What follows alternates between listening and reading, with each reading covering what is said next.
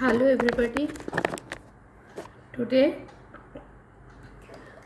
we will do a double column cash book with some more transactions. Okay, let us start. আচ্ছা, double column cash বুকে আমরা সবাই জানি দুটো column থাকে, একটা ক্যাশ অ্যান্ড ব্যাংক, ডেবিট সাইডেও তাই ক্রেডিট সাইডেও তাই। আর debit side records all the receipts and credit side records all the payments. Okay, তো see, you can see a sum in the screen. Let us start. 2000 আচ্ছা, আমি প্রোফর্মাটা করে রেখেছি, তোমরা প্রোফর্মাটা তো যে কোনো বইয়েই পেয়ে যাবে। তো I will more concentrate on the transactions and their explanations. Okay, কেন এই ট্রানজ্যাকশনসগুলো এভাবে পাস করা হয়, জার্নাল এন্ট্রিজগুলো কীভাবে হয়, তো আমি সেটার উপর বেশি ফোকাস করছি। তো ফার্স্ট আমাদের কি আছে, ফার্স্ট মার্চে দেখো কি হয়েছে, commenced business with ₹2 lakh of which 20,000 was borrowed from mister Rana. তাহলে আমরা কি জানি, আমরা বিজনেস স্টার্ট করলে আমরা কি জানি, স্টার্টেড বিজনেস উইথ ক্যাশ যখন হয় তখন কি ক্যাপিটাল, আমাদের ক্যাপিটাল কন্ট্রিবিউশন হয় বিজনেসে। তাহলে আমার কি হয় বলো তোমরা, পেরেছো? ওকে, নাও লেট আস ডু। বিজনেসে আমার টাকা ঢুকছে, তাই জন্য cash account debit two capital. কিন্তু এখানে কিছুটা পরিমাণ টাকা 20,000 রুপিস ও লোন হিসেবে নিয়েছে, তাহলে আমার কি হবে, cash account debit two loan from Rana, mister Rana. এখানে মিস্টার রানার নাম দেওয়া আছে বলে তাই মিস্টার রানা হবে। তাহলে নাম্বার 1-এ মানে ফার্স্ট মার্চে আমার কি এন্ট্রি হবে, টু ক্যাপিটাল অ্যাকাউন্ট, কত, 2 lakh। ক্যাশে কোনো, ক্যাশে এটা ইন্ট্রোডিউস হয়েছে, ব্যাংকে হয়নি, মানে আমি কি চেকে পেমেন্ট কি কিছু হয়েছে, হয়নি, এখানে মনে করা হচ্ছে এটা ক্যাশে ইন্ট্রোডাকশন হয়েছে। ঠিক আছে, এবার আমরা আসি নেক্সটে। ও আরেকটা হচ্ছে কি 20,000 লাখ রানার কাছ থেকে লোন নিয়েছে, তাহলে ফার্স্ট মার্চ আরেকটা কি হচ্ছে, loan from Rana. Basically loan account কার থেকে নিয়েছে, রানার কাছ থেকে নিয়েছে, কত, 20,000। ক্যাশেই সেটা ইন্ট্রোডিউস হয়েছে বিজনেসে। নেক্সট হচ্ছে number 2, open current account with SBI. এই যে ব্যাঙ্ক অ্যাকাউন্টে, এই ব্যাঙ্ক অ্যাকাউন্টটা হচ্ছে এসবিআই অ্যাকাউন্ট, এসবিআইতে এই ব্যাঙ্কটা খুলেছে। তো নর্মালি বিজনেসে যে ধরনের অ্যাকাউন্ট ব্যাঙ্ক থেকে খোলা হয় সেগুলো সেভিংস অ্যাকাউন্ট হয় না, দে আর অল কারেন্ট অ্যাকাউন্ট। তাহলে ও কী করছে, ব্যাংকে টাকা, মানে নতুন করে অ্যাকাউন্ট খুলছে, তাহলে আমার কি ব্যাংকে টাকা ঢুকছে, bank account debit to cash, তাহলে ব্যাংকের ঘরে আমার কি হবে, টাকা ঢুকছে, তাই জন্য এখানে 75,000 হবে। কোথা থেকে এই টাকাটা আসছে, কত তারিখে, এটা সেকেন্ডে হয়েছে ট্রানজ্যাকশনটা, কোথা থেকে আসে, ক্যাশ অ্যাকাউন্ট থেকে আসছে এই টাকাটা। তাহলে আমরা আগের দিন কন্ট্রা এন্ট্রি শিখেছিলাম, তাহলে আবার এটা example of a contra entry হলো, কবে হয়েছে এটা, 2 মার্চ। বাই কি হচ্ছে, এখানে কোথা থেকে টাকা বেরিয়ে যাচ্ছে, কোন ঘর থেকে টাকা বেরোচ্ছে সেটা মাথায় রাখবে। আমার ক্যাশ থেকে টাকা বেরিয়ে যাচ্ছে কত, 75,000। তাহলে এটা কি হচ্ছে, বাই ব্যাঙ্ক অ্যাকাউন্ট। তাহলে আমার এন্ট্রিটা কি হলো, bank account debit to cash, this is a contra entry. Okay, number 4, bought goods for 60,000 by cheque. তার মানে ও গুডস কিনেছে, চেকে পেমেন্ট করেছে। Number 4, by purchase expense, all expenses আমার এখানে রেকর্ড হয়। পারচেজ অ্যাকাউন্ট, পারচেজ অ্যাকাউন্ট কত, চেকে কত পেমেন্ট করেছে ও, 60,000।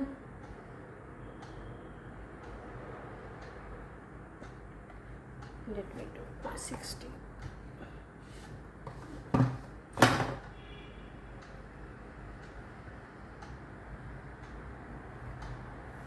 Next, নাম্বার 5, পারচেজ মানে 5th মার্চ কি ট্রানজ্যাকশন হয়েছে দেখো। 5th মার্চ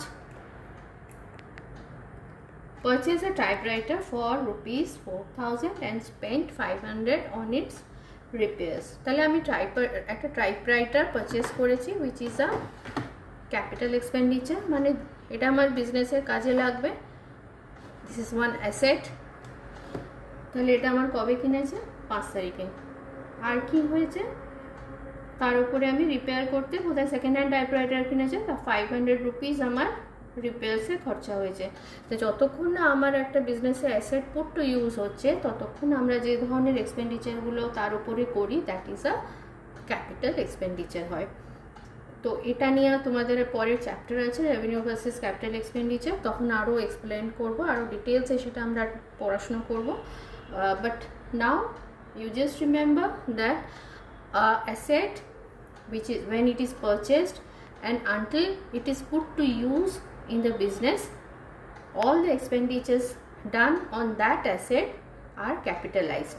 Okay, তাই জন্য আমি এখানে কি অফিস ইকুইপমেন্ট অ্যাকাউন্ট বলতে পারি। আরও অনেক রকম অফিসের ফার্নিচারও কেনা হয় ওর অফিস ইকুইপমেন্ট। এখানে আমার জায়গা নিয়ে আমি শর্টে লিখছি। কত হচ্ছে? 4000 প্লাস 500।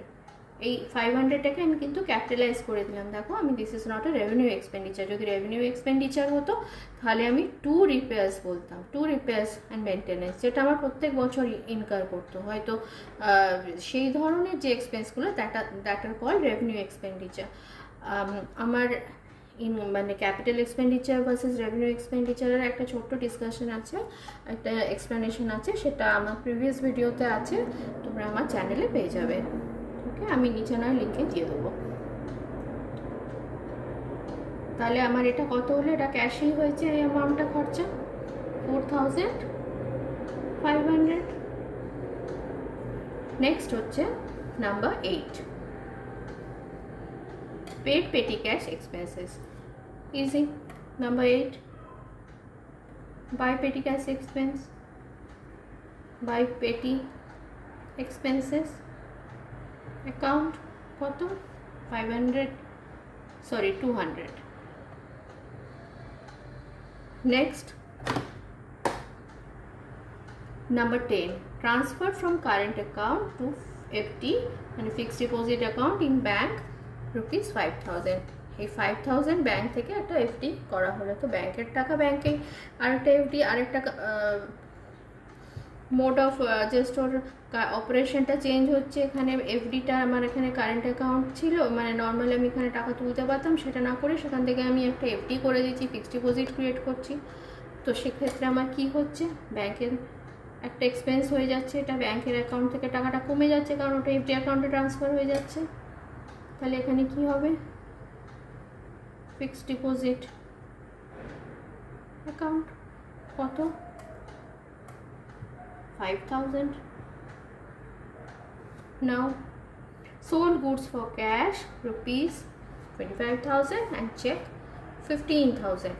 দেখো চেকটা ডিপোজিট হয়েছে, এই কথাটা এখনো বলেনি। তাহলে আমরা কি করছি? 12তে এন্ট্রি করছি 2 সেলস, একটা ক্যাশ সেলস হয়েছে কত? 25,000।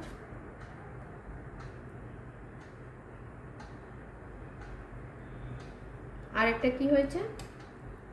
আরেকটা সেলস হয়েছে, that is received in cheque. তার মানে এই চেকটা যেটা পেয়েছি সেটা আমার কি চেক ইন হ্যান্ড হিসেবে আমরা ট্রিট করি, ব্র্যাকেটে লিখে রাখি। কিন্তু এখন আমার যেহেতু ব্যাংকে জমা পড়েনি, তাহলে আমি এটাকে ধরে নিচ্ছি আমার ক্যাশেই আছে সেই অ্যামাউন্টটা 15,000। যবে জমা পড়বে ব্যাংকে তখন আমি সেই টাকাটা বার করে দেবো ক্যাশ বক্স থেকে, ঠিক আছে? তারপর দিনই বলছে deposited the above cheque into bank. ওই তাহলে 13th আমার কি হচ্ছে? এই চেকের টাকাটা ব্যাংকে চলে যাচ্ছে। তাহলে আমার কি ক্যাশ থেকে ব্যাংকের ব্যালেন্স বেড়ে যাচ্ছে। আমাদের দিস সাইড কি হয়? রিসিভ বা জমা যা কিছু পড়ে, we record in the debit side of the cash বুক। তাহলে আমার এটা এখানে চলে গেল, এখান থেকে কি কোথা থেকে এলো? ক্যাশ অ্যাকাউন্ট থেকে এই অ্যামাউন্টটা এলো, this is a contra entry. আর কোথা থেকে কমলো? এই 15,000টা ক্যাশ অ্যাকাউন্ট থেকে কমে গেল আমার। এই যে দেখো ক্যাশ কলামে আমার কমে যাচ্ছে। তাহলে কোথায় গিয়ে বাড়ছে? Bank account. This is a contra entry. তাহলে আমার কি হলো, bank account debit to cash, contra হয়ে গেল, টাকা বেরিয়ে গেল।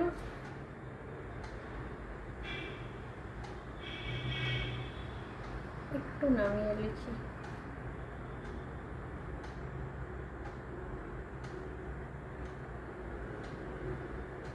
অ্যালাইনমেন্টগুলো একটু মেনটেন করতে হয় অ্যাকাউন্টসে। আচ্ছা, নইলে এন্ট্রিগুলো এপাশ ওপাশ হয়ে যাবে। নাম্বার 13 হয়ে গেল। নাও number 15, purchased goods from Sunny on credit rupees 25,000. This is a credit sale. Credit sale যখন তখন এর কোনো ক্যাশ ট্রানজাকশন হয়নি এর মধ্যে, বা ব্যাংকের কোনো ট্রানজাকশন হয়নি, তাহলে এই ধরনের entry will not be recorded in the books. So you will write in notes. Note number 1, you write it down. 15th March journal entry is purchase account debit to Sunny. So this is a credit sale. That is why it is not recorded in the cash book. Number 18, settled Sunny's account by check. কিন্তু যখন সানির account settle হচ্ছে, মানে সানিকে আমি payment করছি, তখন কিন্তু বলছে আমি চেকে পেমেন্ট করছি। যে চেকে পেমেন্ট করছে আমার কি হচ্ছে, ব্যাংক থেকে টাকা কমে যাচ্ছে। Then I will write what I will write, Sunny account by Sunny account to bank. Bank মানে কি, ব্যাংকের কাছ থেকে টাকা কমে যাচ্ছে। How much amount, 24,750. Now next one, number 19, receive check from sale of old furniture rupees 1950. Number 19, আমরা কি ফার্নিচার সেল করেছে, টু ফার্নিচার অ্যাকাউন্ট কত, 1950. ওকে, আমি এটা আগে তোমরা এন্ট্রিটা করে নাও, then I will discuss this. এটা একটা নতুন জিনিস, তোমরা এই সামটাইমস মানে you will learn it from here, a new type of transaction. Why I have not recorded this in the bank, though it is a bank transaction. Next is a check was endorsed to Mr. Ratan Shukla, a creditor, in full settlement of rupees 2,000 due to him. On 19th, he will write Mr. Shukla account. You can write Ratan Shukla. I am writing only Shukla because I don't have so much space. Okay, now coming to the explanation. You see, furniture অ্যাকাউন্টে আমি cheque, furniture old furniture sold করেছি, তার জন্য আমি একটা cheque পেয়েছি 1950. It is treated as cheque in hand. যেহেতু এটা ভালো করে তোমরা বোঝো, এটা চেক ইন হ্যান্ড হিসেবে ট্রিট করা হয়েছে, তার মানে এটা ক্যাশে রয়ে গেছে, এটা ব্যাংকে জমা দেওয়া হয়নি। নেক্সট ডে মানে এটা 20 হবে ডেটটা এখানে। নেক্সট ডে মিস্টার শুক্লাকে এই চেকটা এন্ডোর্স করে দেওয়া হয়েছে, তাই জন্য আমি এটা ক্যাশ হিসেবে ধরেছিলাম, ক্যাশ ইন হ্যান্ড হিসেবে, মানে চেক ইন হ্যান্ড হিসেবে, যেটা আমার ক্যাশ বাক্সে ছিল। চেকটা আমি বার করে রতন শুক্লাকে দিয়ে দিয়েছি, চেকটা বেরিয়ে যাচ্ছে আমার ক্যাশ বক্স থেকে বেরিয়ে যাচ্ছে, তাই চেক অ্যামাউন্ট কমে যাচ্ছে, কিন্তু আমি এটা ব্যাংকে রিপ্রেজেন্টই করিনি। যদি এইটা সেম ডেতে হতো, মানে আমি সেম ডেতে চেকটা পাচ্ছি, সঙ্গে সঙ্গে on that day I am endorsing it to mister Shukla, তাহলে সেক্ষেত্রে আমি এই ট্রানজ্যাকশানটা আমি নোটই করতাম না, কারণ এই চেকটা ব্যাংকে প্রেজেন্টই হয়নি। I have received a cheque from my debtors and I am endorsing it to someone, তাহলে আমার ক্যাশ বুক বা ব্যাংকে কোথায় কোনো এফেক্ট ফেল ছিল না। কিন্তু যেহেতু এটা একদিনের জন্য আমার কাছে ছিল, সেই জন্য আমি এটা ধরে নিচ্ছি, এটা আমার চেক ইন হ্যান্ড হিসেবে এটা আমার ছিল ক্যাশ বক্সে, তাই আমার সেটা ফার্নিচার অ্যাকাউন্টে, তাই আমি এখানে ডেবিট করে ফার্নিচারের টাকা ঢোকালাম, আর যেদিন এটা এন্ডোর্স করে দিলাম সেটা দিনটা বার করে দিলাম। ঠিক আছে, নর্মাল এন্ডোর্সমেন্ট যদি চেক মানে এই ধরনের এন্ডোর্সমেন্ট থাকে, তাহলে সেক্ষেত্রে কি করবে তোমরা, যদি সেম ডেতে হয় তাহলে এন্ডোর্সমেন্টটা ক্যাশবুকে এফেক্ট ফেলবে না, আসবে না। কিন্তু যদি সেম ডেতে না হয়, অন্য অন্য দিন হয়, তাহলে তো আমি তো জানি না পরে ওই চেকটাই আমি কাউকে দেবো, কারণ আমার হাতে আছে সেই চেকটা, ধরে রাখছি, তারপরে সেটা আমি বার করে দিচ্ছি, যাকে দিচ্ছি তার অ্যাকাউন্টটাকে আমি কি করছি, ডেবিট করে দিচ্ছি। Maybe he is a creditor of mine, that is why I am giving him the cheque. Okay, now number 20-তে আরেকটা আছে, কি আছে দেখো তো, send a cheque in payment for fees of proprietor son. প্রপারাইটার সানসের জন্য যা কিছু বা প্রপারাইটারের জন্য যা কিছু পেমেন্ট হয় বা কিছু, that is treated as drawings to business. এটা আমি আগেও বলেছি। সো দিস উইল বি আর ড্রয়িংস অ্যাকাউন্ট ডেবিট। কি পেমেন্ট করছে, চেকে পেমেন্ট করছে, তাহলে আমার কোথা থেকে কমে যাবে, ব্যাঙ্ক অ্যাকাউন্ট থেকে কমে যাবে। নেক্সট হচ্ছে cash sale received in cheque. তাহলে আমি সেল রিসিভ করেছি, মানে আমি সেল অ্যামাউন্ট রিসিভ করেছি কত, 25-এ সেল চেকে পেয়েছি, কিন্তু চেকটা ডিপোজিট হয়েছে সেটা বলেনি, তাহলে আবার সেই চেক ইন হ্যান্ড হিসেবে আমি ট্রিট করছি এটাকে। আর কোথায় যাচ্ছে সেই অ্যামাউন্টটা, ক্যাশ বক্সে যাচ্ছে। How much, 4000, 4000। আর চেকটা আমি কবে ডিপোজিট করছি, deposited the above cheque into bank on 28। তাহলে 28-তে আমার কি হয়ে যাচ্ছে এন্ট্রি, এই অ্যামাউন্টটা আমার কোথায় চলে যাচ্ছে, ব্যাঙ্কে চলে যাচ্ছে। কোথা থেকে আসছে এটা, কোথা থেকে আসছে, ক্যাশ থেকে আসছে, ক্যাশ অ্যাকাউন্ট থেকে আসছে, কন্ট্রা এন্ট্রি। আর তাহলে আমার যখন ক্যাশ থেকে আসছে, তার মানে কি আমার ক্যাশ কমে যাচ্ছে, কত অ্যামাউন্টে কমছে, 4000। ক্যাশের ঘরে আমার 4000টাই কমে যাচ্ছে, তাহলে আমার এন্ট্রি কি দাঁড়ালো, bank account debit to cash, bank account debit to cash. ব্যাঙ্কের টাকা বাড়লো, ক্যাশ থেকে টাকা কমলো, 4000 ওই যে সেলের টাকাটা বেরিয়ে গেল। ঠিক আছে, আর কি করেছে, চেক কালেকশন করার জন্য ব্যাঙ্ক একটা চার্জ নিয়েছে, bank charges collection charge. There was a collection charge on 28. তাহলে 28-এ there was another entry. I will write bank charges.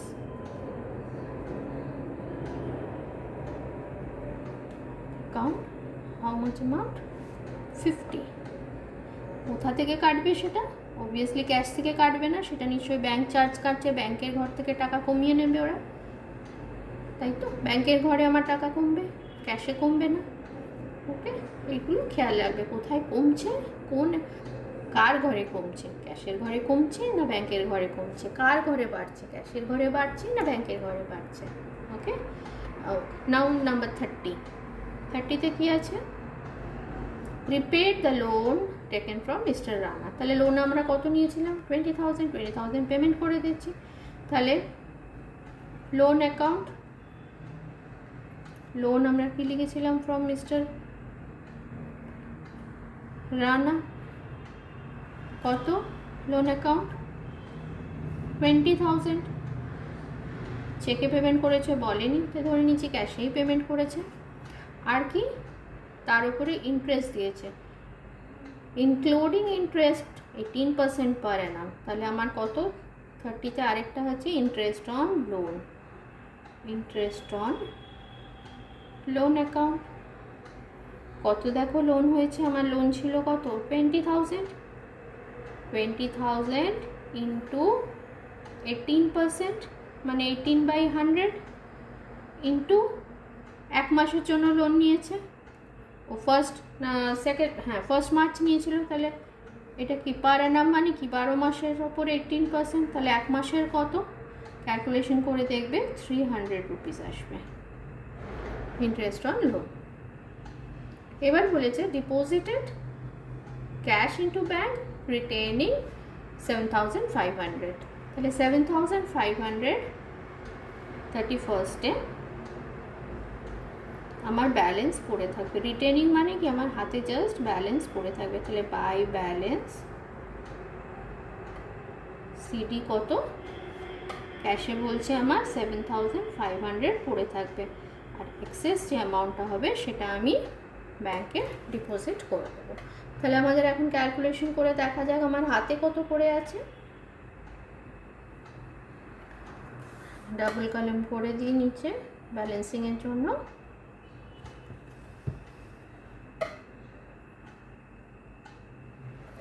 ওকে, তাহলে ফার্স্টে দেখো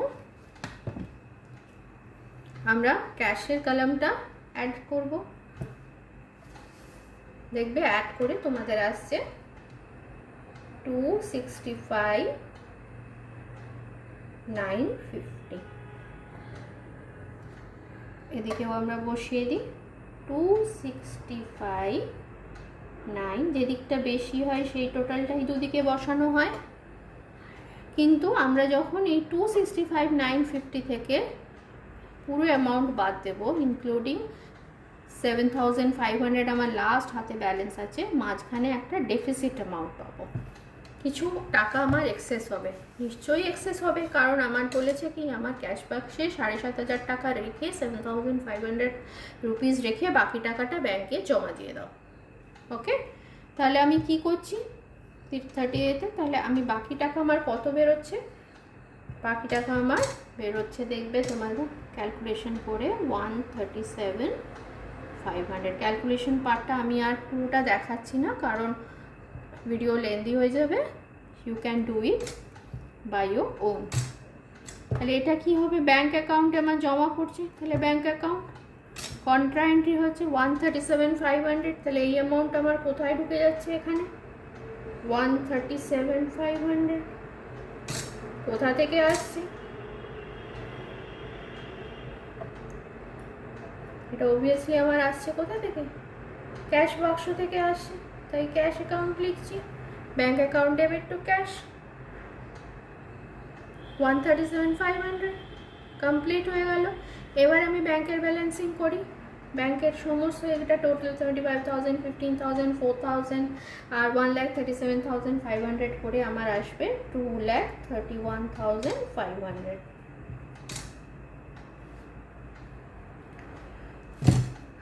2,31,500। তাহলে আমার ব্যাংকে কত ব্যালেন্স পড়ে আছে আমরা দেখি।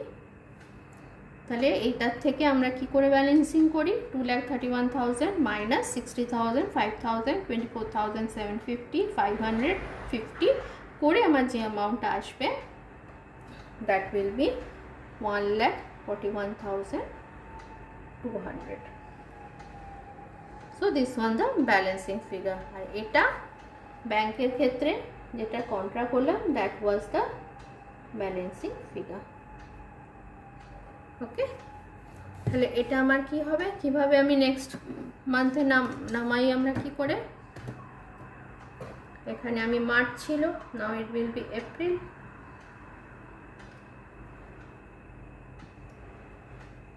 First April we will write to balance brought down how much, 7,500 or 1,41,200। ওকে, তাহলে আমরা কিভাবে এটা করলাম,